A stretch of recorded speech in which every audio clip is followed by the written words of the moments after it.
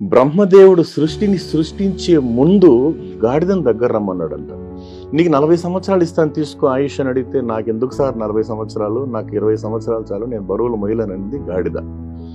కుక్కను రమ్మన్నాడు, నీకు 40 సార్లు తీసుకో అన్నాడు. నాకెందుకు సార్, నా బతికే కుక్క బతుకు, నేను మురిగి సావలేను, నాకు 20 సార్లు 20 ఇయర్స్ అని చెప్పింది. ఓకే 20 ఇచ్చాడు, జీవో పాస్ అయింది, 20 పక్కన పెట్టాడు. నెక్స్ట్ గుడ్లగూబని రమ్మన్నాడు, నీకు 40 ఇస్తాను తీసుకున్నాడు. ఎందుకు సార్, నాకు నా బతికే గోబ బతుకు, అవును గుడ్లగూబ సార్, నాకు 20 సార్లు అని చెప్పింది. 20 జీవో పాస్ అయింది, 20 పక్కన పెట్టాడు. మనిషిని రమ్మన్నాడు, నీకతేమో చెప్పున్నాడు. నువ్వు చెప్పు, నీకు తెలియదా ఎంత ఇవ్వాలని చెప్పండి సార్, మీరే 40 ఇస్తాను తీసుకో. అవసరం లేదు సార్, నాకు 100 ఇయర్స్ కావాలని ఎంజాయ్ చేయాలి, వద్దయ్యా 40 ఏళ్ళు హ్యాపీ బతికి తెచ్చుకుంటే వినలేదు సార్ మనోడు. వెంటనే ఏం చేశాడంటే, ఆ 40కి గాడిద బ్యాలెన్స్ 20, కుక్క బ్యాలెన్స్ 20, గుడ్లగూబ బ్యాలెన్స్ 20.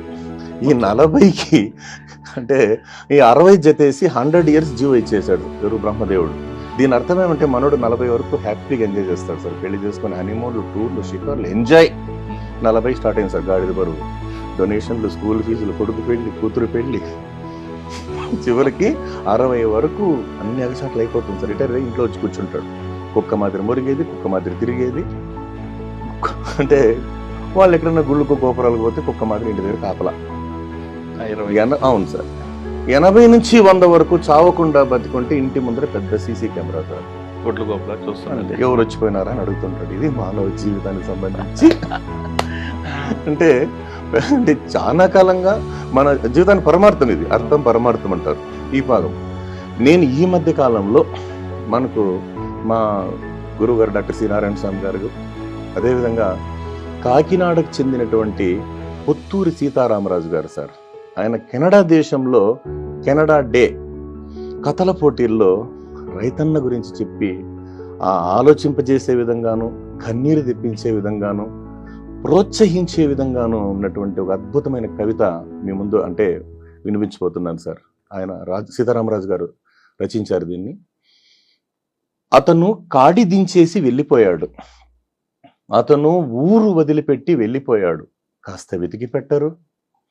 ఏ రైల్వే స్టేషన్ ముందో, ఏ బస్టాండ్ జనం మధ్యనో రాలిపడ్డ ఆకులా మాసిపోయి ఉంటాడు. వర్షం కురవడానికి సిద్ధంగా ఉన్న మూగ మేఘంలా గుప్పెడు బువ్వ కోసం. ఆ అడుగులే మొన్నటిదాకా మట్టి చాళ్లపై మొక్కలు మొలిపించాయి. ఆ చేతులు ఆకలి పేగులకు అన్నం గింజలు తోలాయి. ఆ చెమట చుక్కల భుజాలే ప్రపంచానికి పంటను ఎగుమతి చేశాయి. మళ్ళీ మనం అతన్ని వెతికి పట్టుకోకపోతే భూమి నుదుట మొలకబొట్టు మొలవదు, మనిషి జాడ మిగలదు. బతుకు పొలాల్లో ఆకలి పూలు పూయించే అతన్ని మళ్ళీ వెతకండి. బ్రతుకు పైరు ఎండక ముందే మెతుకు గింజలు కోయడానికి కొడవలు అందిద్దాం. అందుకే మీరంతా బతుకు రద్దీ కాస్త ఆపి హలం పట్టి పొలం దున్నే ఆ రాజు ఇప్పుడు ఎక్కడ ఉన్నాడో వెతకండి. మళ్ళీ అతన్ని ఆకుపచ్చని పొలాల్లో దిగపెట్టి వద్దాం. ఆకలి పేగులను అనాథలు చేయొద్దని బతిమాలుకుందాం. ఇది రైతన్న గొప్పతనం సార్. అదే కదా సార్, రైతే రాజు. అంతే సార్, రైతే మా నారాయణ స్వామి సార్ చెప్తారు సార్, రైతే మన కోసం ఉన్న వెన్నుపూస, మనకై కరిగే వెన్నపూస. రైతే మన ప్రాణదాత, రైతే మన అన్నదాత.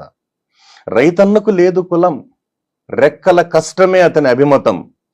రైతు చెయ్యకపోతే సేద్యం, దైవానికి సైతం ఉండదు నైవేద్యం. మీరు ఎక్కువ ప్రాస తీసుకుంటారు కదా. ప్రాస అనేది ఉంటే మైండ్లోకి ఈజీ కనెక్ట్ అవుతుంది సార్. అందులో ఇప్పుడు ఎంత స్వీట్ అండ్ షార్ట్ గా చెప్తేనే అర్థం చేసుకోగలరు సార్. ప్రొలాంగింగ్ అంటే వాళ్ళకి అర్థం కాదు కదా సార్. అందుకే రైతు యొక్క 10 వేళ్ళు భూమిలోకి పోతేనే మన 5 వేళ్ళు మనకి ఈజీగా నోట్లోకి వస్తాయి సార్. కరెక్ట్.